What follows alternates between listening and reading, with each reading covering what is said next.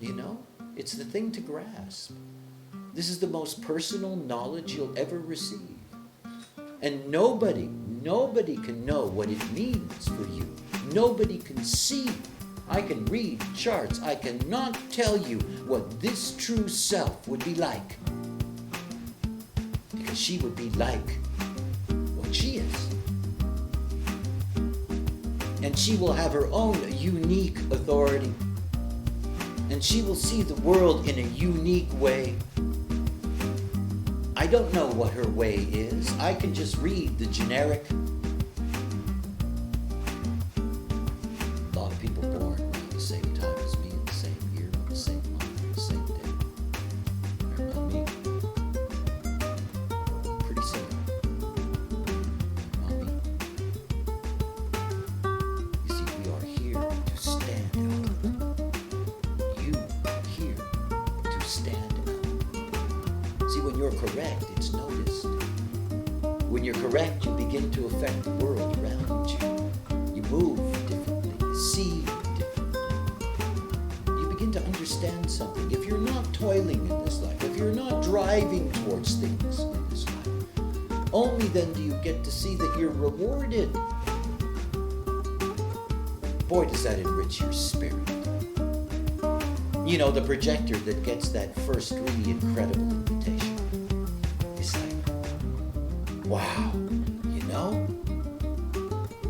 It's an incredible reward to be correct.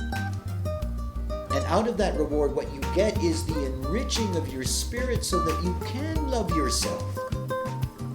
How you care about what other people say, what they think, what nonsense. This is the way you're held as a prisoner in this life. There's so many people who have the opportunity to live their uniqueness, give it up because of what is around them. Lose it. They don't want to be different. They don't want to have to deal with it. You see, this is the loneliest thing you're ever going to do. Because this is what it's about. To be alone. We are alone. Doesn't matter who's there near you. Oh boy, are we alone. And I'm not talking lonely. I'm talking alone. We are alone in this. And we have to be correct within ourselves because no one is going to do it for you. Nobody. You can sit at the feet of anybody. It isn't going to change anything. I deal with ashram tragedies every day.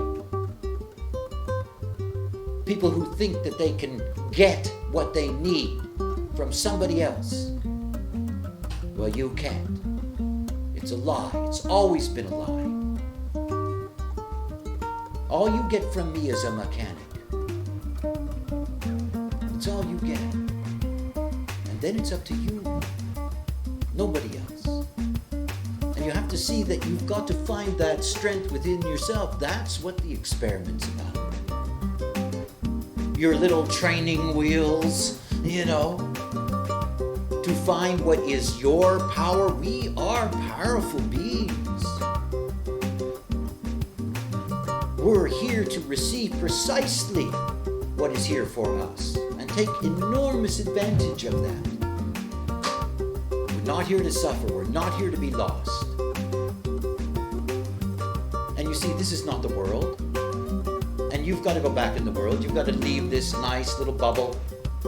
Go back to your realities, quote, unquote. Your jobs, your husbands, your wives, your babies, your this, your that.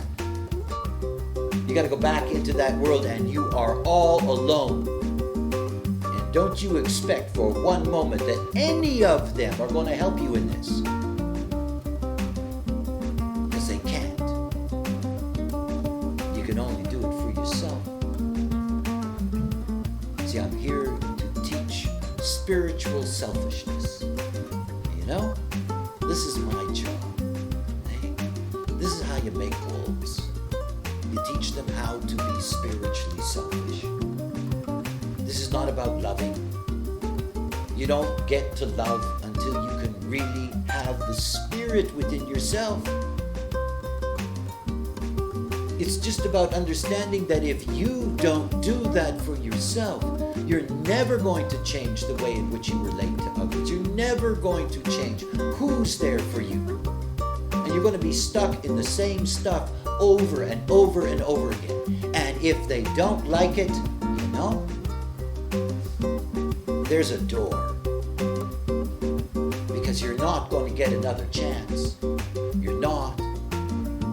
This is it. You never get another chance. And nobody's going to do it for you. You have to understand that. And when you're feeling very, very, very alone in your process, you're the closest to the truth you're ever going to be.